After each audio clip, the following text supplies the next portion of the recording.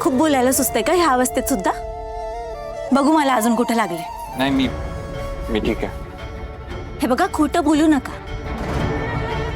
चला नाही तर आपण लगेच हॉस्पिटलला जाऊ. चला. अगं खरंच म्हटलं ना मी खरंच ठीक आहे. I am alright. खरंच ना? का उगाच माझं मन ठेवण्यासाठी खोटं बोलताय तुम्ही? तरी मी म्हणत होते की मी नाही जात, मी थांबते, पण नाही, तुम्ही नाही ऐकत. सर तुम्ही काहीच ऐकत नाही बरं का.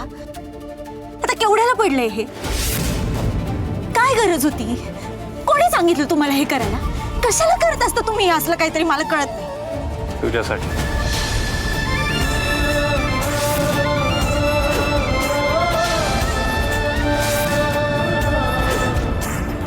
मी सांगितलं होतं का तुम्हाला माझ्यासाठी काहीतरी करा?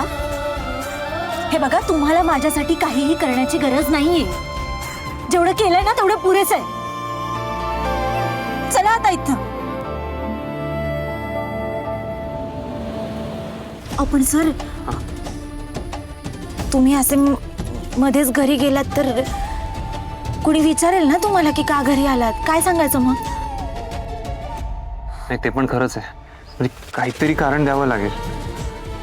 आता जे काही घडलंय ते थोडी सांगून चालेल.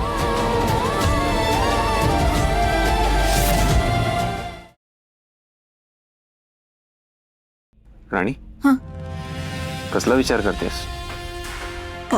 काही नाही, तुमच्याच बोलण्याचा विचार करत होते. बरोबर बोलताय तुम्ही. ही गोष्ट आता आपल्या दोघांमध्येच राहिली पाहिजे. घरी कळलं ना तर परत वाद होतील.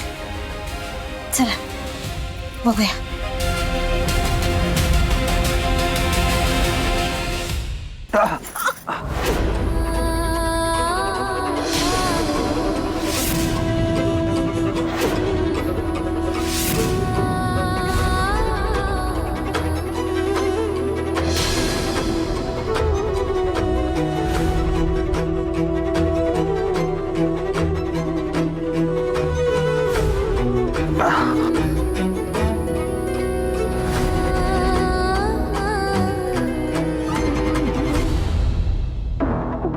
काय झालं असेल तिकडे?